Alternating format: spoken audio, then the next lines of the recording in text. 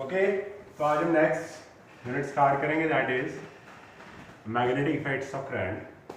आपने 10th class में पढ़ा है, एक साइंस था जिसका नाम था क्रिस्टियन ऑयस्टेड। उसका एक एक्सपेरिमेंट था कि जिसने एक्सीडेंटली ये पता कर लिया था कि किसी भी करंट कैरिंग वायर में जो है वो क्रिएट करता है एक एक्सटर्नल फोर्स और एक एक्स्ट्रा फोर्स जिसका बिहेवियर डिफरेंट है from magnetic this electric force.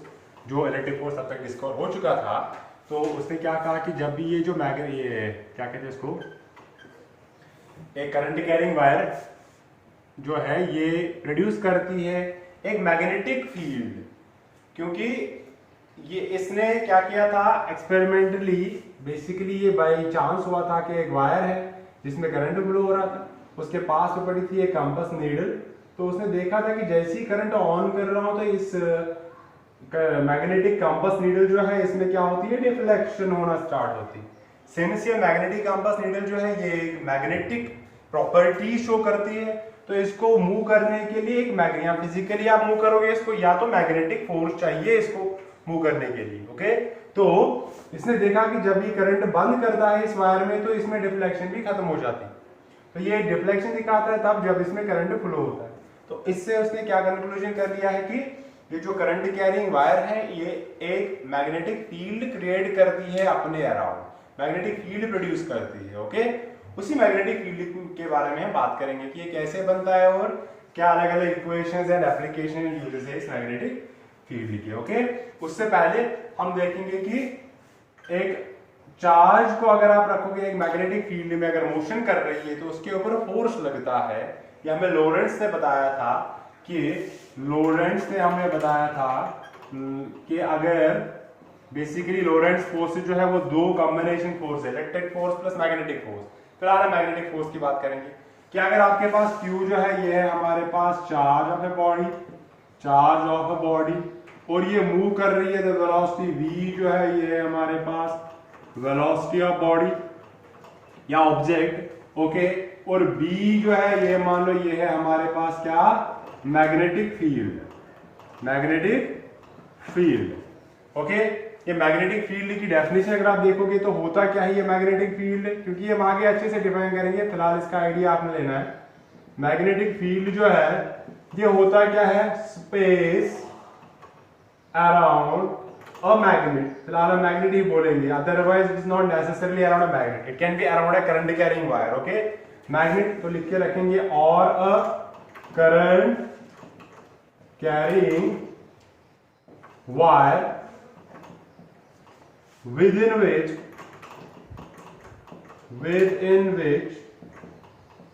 its magnetic force can be observed or felt. Magnetic force can be observed. उस स्पेस में, फील्ड आपको पता ही है स्पेस होती है किसी भी ऑब्जेक्ट के अराउंड। अगर ग्रेविटेशन की बात करें तो ग्रेविटेशनल फील्ड बनेगा अराउंड एन ऑब्जेक्ट, जहां पे इसका ग्रेविटेशनल फोर्स आप फील कर सकते हो। चार्ज की बात करेंगे तो इलेक्ट्रिक फील्ड होता है। इसी तरह मैग्नेट्स के अराउंड जो स्पेस जहां पे इनका इफेक्ट फील कर सकते हैं उसको हम क्या बोलते हैं, मैग्नेटिक फील्ड। ओके, तो B मान लो ये है वैल्यू ऑफ मैग्नेटिक फील्ड। तो लॉरेंट्ज ने बताया था हमें कि ये जो फोर्स होता है ये डायरेक्टली प्रोपोर्शनल है किसके ऊपर, मैग्नीट्यूड ऑफ द चार्ज कितनी है। फिलहाल हम मैग्नीट्यूड की बात कर रहे हैं, ये डायरेक्टली प्रोपोर्शनल है किसके ऊपर, मैग्नीट्यूड ऑफ द चार्ज के ऊपर। ये डायरेक्टली प्रोपोर्शनल है किसके ऊपर, मैग्नेटिक फील्ड के ऊपर। और ये डायरेक्टली प्रोपोर्शनल है किसके ऊपर, ये at what angle this velocity is with this magnetic field, तो मतलब क्या है, साइन ऑफ थीटा के ऊपर। ऑलराइट, तो इसने सिंपली हमें एक इक्वेशन दी थी कि दैट इज फोर्स जो है it is basically equal to किसके बराबर, Q into V cross multiplication with V। तो ये इसने बताया था कि किसी भी मैग्नेटिक फील्ड में अगर आपने एक चार्ज Q रखी है moving with velocity V, then जो मैग्नेटिक फोर्स इसके ऊपर लगेगा वो किसके बराबर होगा, Q into V cross B के बराबर। ऑलराइट, और आपको पता है cross product of two vector जो है ये थीटा जो है ये लिखोगे आप यहाँ पे, जो इसको लिखोगे आप मैग्नीट्यूड वाइज FM किसके बराबर है, Q into V into B into sine of theta के बराबर। और ये जो थीटा है ये क्या है, this is angle between velocity vector and magnetic field vector. इसी इक्वेशन से हम डिफाइन करेंगे मैग्नेटिक फील्ड और इसका असाइनमेंट। ऑलराइट, तो इसने कहा था कि इतने चार्ज वाले इतनी स्पीड के साथ इस मैग्नेटिक फील्ड में इस एंगल पे मूव करेगा तो इतना फोर्स के ऊपर लग जाएगा। दैट इज कौन सा मगर फोर्स? Magnetic force. ऐसा ही आपने फोर्स पढ़ लिया था इलेक्ट्रिक में कि फोर्स होता है Q मल्टीप्लाइड बाई E। इतनी चार्ज इतने इलेक्ट्रिक फील्ड में मूव करेगी तो ये जो है फोर्स लगेगा इतना। मगर कौन सा? इलेक्ट्रिक। ये वाला कौन सा है? Magnetic field. और इसमें ये चीज ऑब्जर्व करना है आपने कि अगर मान लो ये एंगल के ऊपर डिपेंड करेगा कि एंगल कैसा है। अगर आपके पास क्या होगा, इफ थीटा का वैल्यू होगा 0 डिग्री, यहां होगा 180 डिग्री, तो फोर्स दोनों केसेस में साइन थीटा 0 होता है तो मैग्नेटिक फोर्स का वैल्यू जो है वो कितना होगा? मान लो मैग्नेटिक फील्ड लाइन जो है, मैग्नेटिक फील्ड जो है यहां से इस डायरेक्शन में जा रहा है, चार्ज जो है वो या तो इधर जा रही है या इधर जा रही है, दोनों केसेस में इसके ऊपर फोर्स नहीं लगेगा। ये आपको अगले टॉपिक्स में क्लियर हो जाएगा। फिलहाल यहाँ पे हम थोड़ा सा आइडिया देख रहे हैं। सेकंड इज कि अगर थीटा का वैल्यू 90 डिग्री होगा तो साइन थीटा मैक्सिमम होता है, दैट इज 1। तो इन दैट केस जो मैग्नेटिक फोर्स लगेगा that will be simply Q into B के बराबर। ऑलराइट, इसी छोटी इक्वेशन से हम डिफाइन करेंगे कि magnetic field basically by magnitude क्या होता है। कैसे करेंगे? देखो हमारे पास आ गया ये मैग्नेटिक जो है फोर्स जो है वो किसके बराबर आ गया? तो ये इक्वेशन से अगर हम देखेंगे Fm जो मैक्सिमम आ गया वो that is Q into B के बराबर।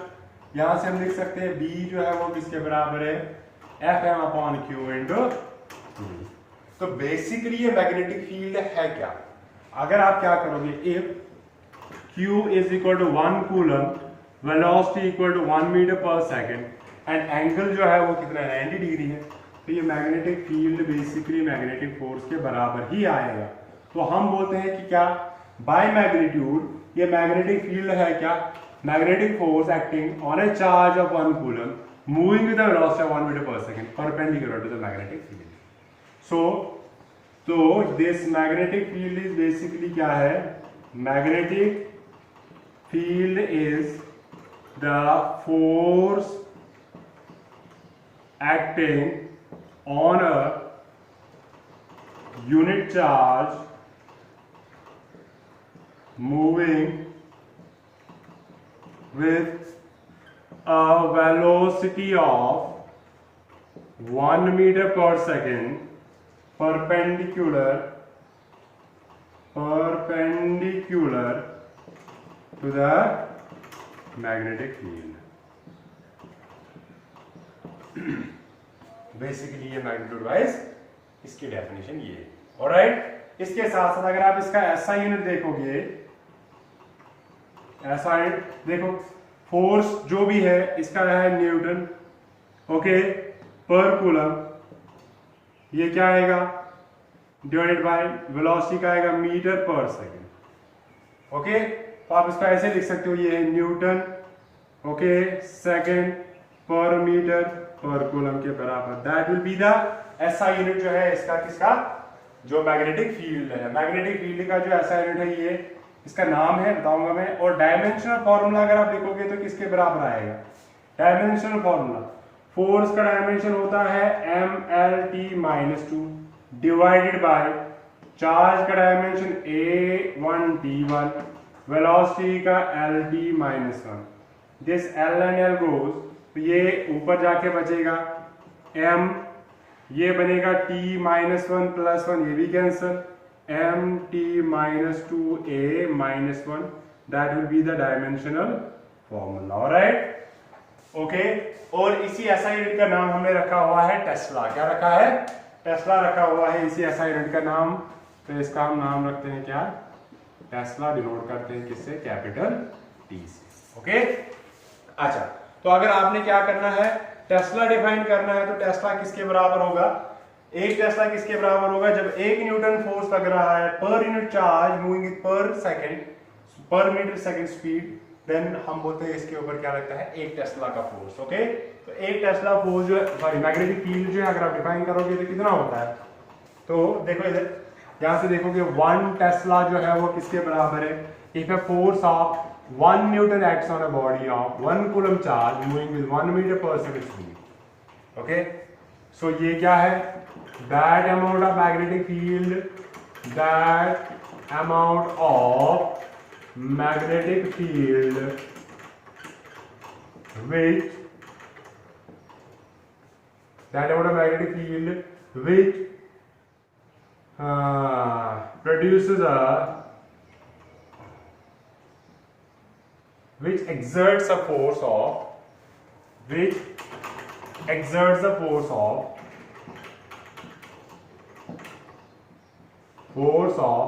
1 Newton on 1 Coulomb charge moving with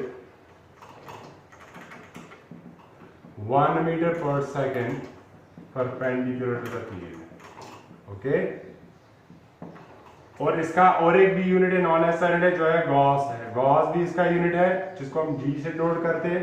and remember 1 Tesla जो है 10 पावर 4 गॉस के बराबर होता है। Okay, Tesla is always bigger than Gauss.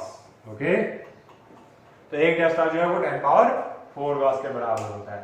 This is basic things about किसके बारे में, जो मैग्नेटिक फील्ड है हमारे पास।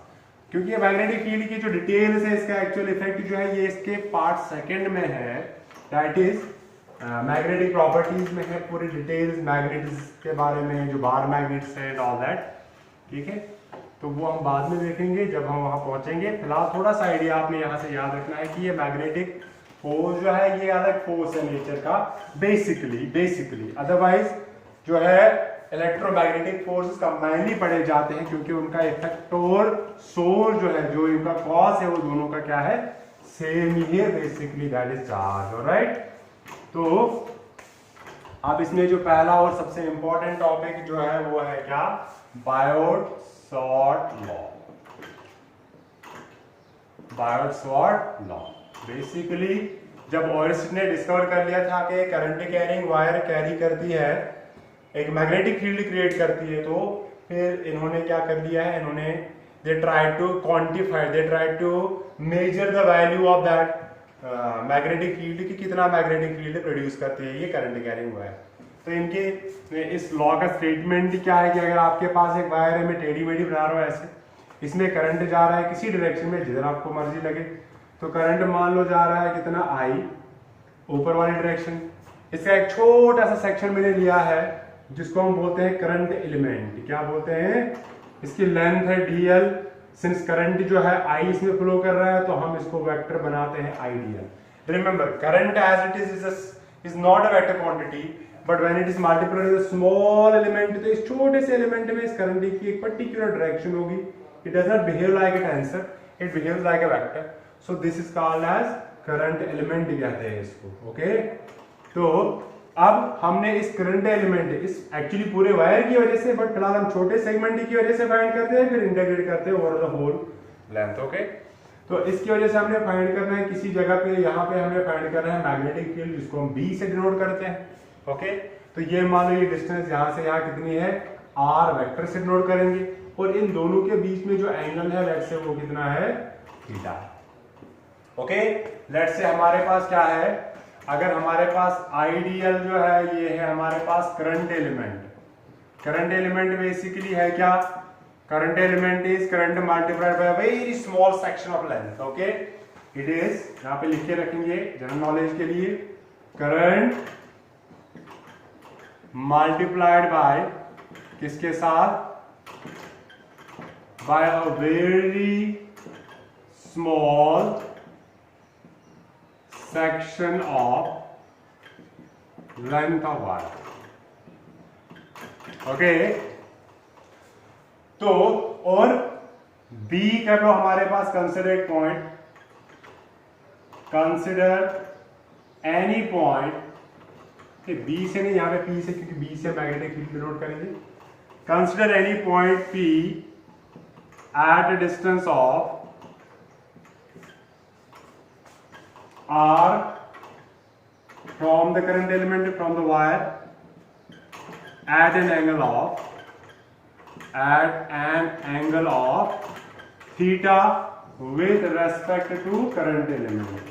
यहाँ डायरेक्ट शॉर्ट में अगर आप थोड़ा सा ज्यादा एडवांस तरीके से बोलना चाहोगे आप सिंपली बोलोगे consider point B having coordinates, कौन से कोऑर्डिनेट्स है उसके, R and theta, polar coordinates.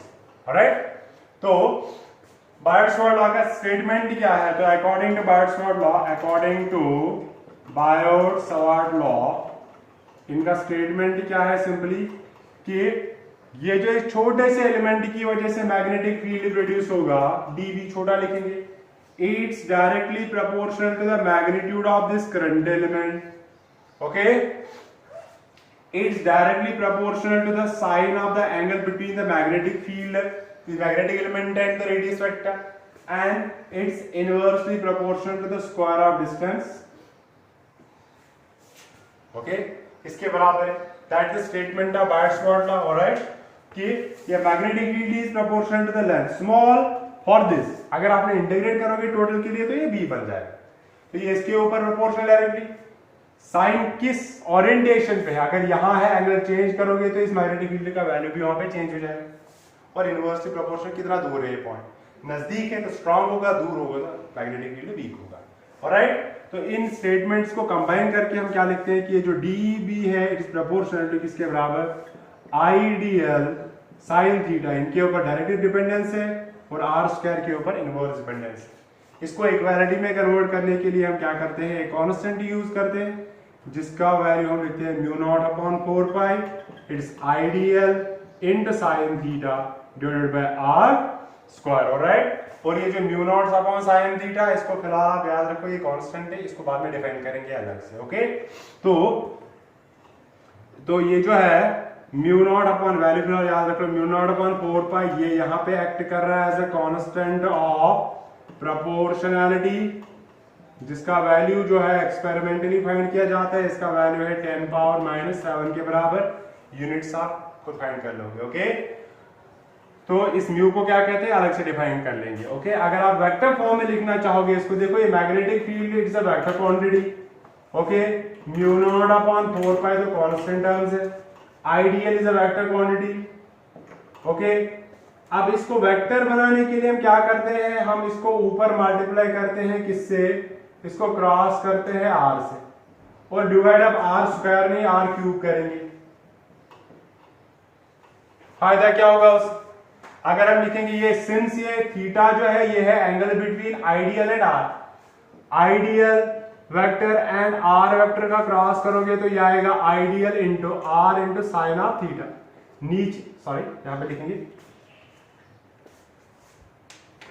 मे भी यहां पे दिखेगा ही नहीं आपको ये, तो ये है हमारे पास आइडियल, आइडियल क्रॉस r लिखा मैंने, अगर इसका वेक्टर फॉर्म आप एक्सपेंड कर लोगे क्रॉस प्रोडक्ट तो ये बनेगा ideal into r into sine of theta, नीचे हमने लिखा r क्यूब, आर क्यूब का एक कैंसिल हो जाएगा, ये बनेगा आर स्क्वायर, ऊपर फिर से भी बनेगा। हमें फायदा क्या हुआ इससे, हमने इसको वेक्टर फॉर्म में एक्सप्रेस कर सके, और वैसे भी ये एंगल साइन थीटा जो है ये है इन्हीं के बीच में एंगल, तो बेटर इसी टर्म में रहता है, तो ये बन गया हमारे पास इसका वेक्टर फॉर्म। तो यहाँ से आप एक चीज ऑब्जर्व कर लोगे क्या, ये जो dB है magnetic field it is perpendicular to ideal vector के ऊपर भी and it is perpendicular to R vector. कैसे पता चला आपको, from the properties of vectors, cross product का जो रिजल्टेंट होता है that is perpendicular to the both vectors containing या the plane containing the two vectors. Alright, तो ये इनके ऊपर भी परपेंडिकुलर होता है, तो हमारे पास बन गया dB का value ideal cross r upon r cube के बराबर। ओके, तो इसकी डायरेक्शन कैसे फाइंड करते हैं वो हम देखेंगे। जैसे शॉर्टकट एक याद रख लो, मान लो ये करंट जो है right hand grip rule, right hand grip rule जो है, ये करंट जो है ये ऊपर की तरफ जा रहा है, आपने क्या करना है, आपने थंब रखना है अपना इस वायर के ऊपर, ऐसे नहीं करना वायर को, करंट झटका लग जाएगा, ऐसे इमेजिन कर लो ये करंट ऊपर जा रहा है, तो जिस डायरेक्शन में करंट जा रहा है उस डायरेक्शन में थंब रख लो। ओके, तो जिस डायरेक्शन में फिंगर्स कर्ल कर रहे हैं, जिस डायरेक्शन में जा रहे हैं वो डायरेक्शन होगी मैग्नेटिक फील्ड। अगर आप देखोगे यहाँ पे ऊपर करंट जा रहा है तो इस वाले साइड फिंगर्स अंदर की तरफ जा रहे हैं, तो करंट जो है यहाँ पे होगा इनवर्स। अगर आप यही चीज देखोगे इस डायरेक्शन में, तो अगर ये फिंगर्स इधर से इनवर्ट हो जाएंगे, इधर से बाहर आ जाएंगे, इधर फिंगर्स बाहर आ रहा है तो यहाँ पे मैग्नेटिक फील्ड की डायरेक्शन जो होगी वो क्या होगी, आउटवर्ड। सिंपल एक ही रूल याद रखो, बार बार बदलने की जरूरत है नहीं। तो you will use right hand grip rule, thumb points the direction of the current, then curl of the fingers towards the direction of magnetic field. तो यहाँ पे मैग्नेटिक फील्ड इनवर्ड्स होगा, यहाँ पे क्या होगा, आउटवर्ड्स होगा। ऑलराइट, तो ये है मैग्नेटिक फील्ड की डायरेक्शन। ऑलराइट, अब यहाँ पे कुछ पॉइंट्स आ गए थे हमारे पास, उनका वैल्यू देखेंगे क्या है।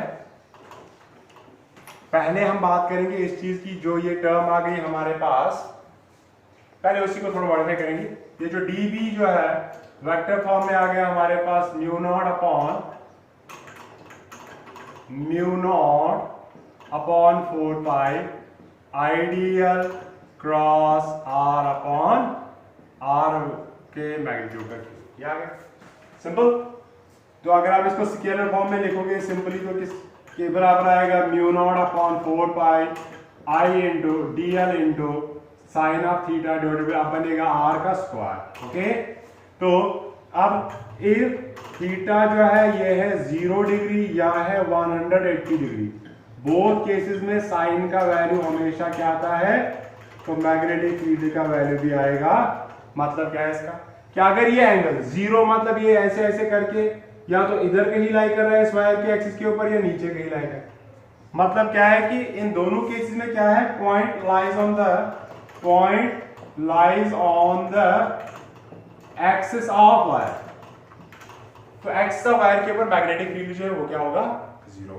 ओके, सेकंड केस कि अगर थीटा का वैल्यू 90 डिग्री होगा, साइन थीटा तो आपको पता ही है मैक्सिमम होता है कितना, 1, तो ये मैग्नेटिक फील्ड का मैक्सिमम वैल्यू जो है कितना बनेगा, mu naught by 4 pi ideal upon r square simply. Okay, so in case of all the orientations the 90 degree angle gives you the maximum possible value किसके लिए, मैग्नेटिक फील्ड के लिए। Easy. इसके बाद क्या है,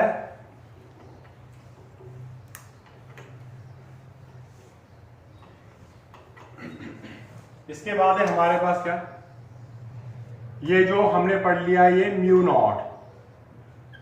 नॉट जो है भाई 4 पाई, ये हमने लिख लिया था, ये 10 पावर -7 के बराबर है।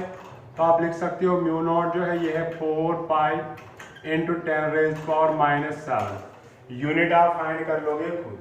कैसे फाइंड कर लोगे, मैग्नेटिक फील्ड का है टेस्ला, इस वाले इक्वेशन से देखिए, इसका है टेस्ला आ गया, ये है metre ampere metre upon metre square. Okay, यहाँ पे लिख के रखता हूं मैं साइड में, this is I D L upon R square. इसका यूनिट देखो क्या है, current ampere, D L metre upon metre square, तो एम्पियर अपॉन मीटर, तो जब ये मीटर ऊपर जाएगा tesla metre per ampere, that will be the SI unit किसके लिए, म्यू नॉट के लिए। Okay, just A second, let me check it.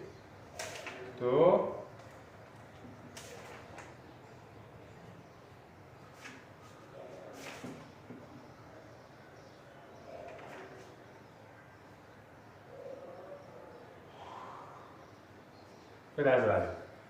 अच्छा, इसके बाद इस म्यू नॉट को कहते क्या है, जैसे आपने करंट इस इलेक्ट्रोस्टैट में पढ़ लिया था, एप्सिलॉन नॉट जो है ये है permittivity of free space. Permittivity जैसी वही टर्म है यहाँ पे हमारे, इसका नाम यहाँ पे है, इसको हम बोलते हैं परमिएबिलिटी ऑफ फ्री स्पेस। मतलब वही परमिएबिलिटी ऑफ नॉट है तो फ्री स्पेस है, अगर नॉट नहीं है तो जो मीडियम है उसी की परमिएबिलिटी बेसिकली रिप्रेजेंट क्या कर रहा है, वहां पे क्या कर रहा था, ये एप्सिलॉन नॉट परमिटिविटी रिप्रेजेंट कर रहा था किसी भी मीडियम में कितनी क्षमता है, कितनी एबिलिटी है कि ये किसी चार्ज, किसी इलेक्ट्रिक फील्ड को स्प्रेड आउट होने दे। इसी तरह परमिएबिलिटी डिफाइन करती है क्या, ये हमें देती है कि measure of extent up to which a given medium can allow the magnetic field to penetrate inside it, तो ये मैग्नेटिक फील्ड को एक स्पेस जो है, एक मीडियम जो है, वो कितना अलाउ करेगी किसी मैग्नेटिक फील्ड को अपने अंदर स्प्रेड आउट होने के लिए। तो हम उस प्रॉपर्टी ऑफ द मीडियम को हम बोलते हैं परमिएबिलिटी। अगर ये फ्री स्पेस है तो हम नॉट से डिनोट करते हैं, अगर ये फ्री स्पेस नहीं है, कोई और मटेरियल मीडियम है या कोई दूसरा मीडियम है, उसके लिए हम क्या डिनोट करते हैं, उसके अपने सबस्क्रिप्ट के साथ। मान लो म्यू मीडियम लिखेंगे, म्यू1 लिखेंगे, म्यू कुछ और लिखेंगे। ऑलराइट, तो दैट इज ऑल अबाउट किसके बारे में, बार्ड्सवर्थ लॉ और इसके एप्लीकेशंस एंड ऑल दैट जो इंपॉर्टेंट है। This is not very that important as per as examination point of view is concern. Usually अगर आ भी जाता है क्वेश्चन तो ये आता है state Biot Savart law and derive an expression for the magnetic field due to an infinite wire। Alright, तो उसके लिए आपने खाली इसका स्टेटमेंट लिखना है कि ये स्टेटमेंट और फिर इसके एप्लीकेशन करने हैं, जो हम नेक्स्ट लेक्चर में देखेंगे। तो हमारे पास फाइनल इक्वेशन जो बन गई है dB इक्वल टू किसके बराबर, mu naught upon 4 pi IDL में मैग्नीट्यूड लिख रहा हूं खाली sine theta upon R square. ये तो इस छोटे एलिमेंट की वजह से। अगर आपने over the whole length find करना होगा तो आप क्या करोगे, आप सिंपली लिखोगे magnetic field is the integration of mu naught upon 4 pi IDL sine of theta upon R square. Limits कहां से कहां देखोगे, अभी डीएल वेरिएबल है तो L1 से लेके L2 तक। अगर थीटा को इसके टर्म पे लिखोगे थीटा 1 से थीटा 2, इसलिए हम लिखेंगे नहीं, ये लिखेंगे हम मान लो A से लेके B तक। ऑलराइट, तो in order to find the overall magnetic field you integrated between any two limits. So that is Biot Savart law. Simple statement क्या है इसका, magnetic field due to any wire depends on actually the length of the wire, current flowing through it, the distance from the point, and the angle at which you are calculating the value of the magnetic field. All right, that's all for today.